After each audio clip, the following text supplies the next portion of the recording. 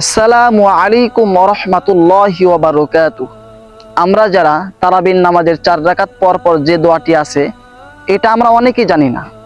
আর সেই দোয়াটি আজকে এই ভিডিওর মাধ্যমে জানতে পারবেন এবং শিখতে পারবেন।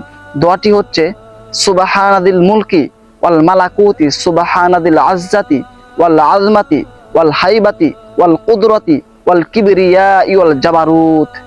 সুবহানাল মালিকিল হাইয়িল্লাযী লা ইয়ানামু ওয়ালা ইয়ামুতু আবাদান আবাদান সুবহুন কুদ্দুসুন রব্বুনা ওয়া রব্বুল মালাইকাতু ওয়ার রূহ।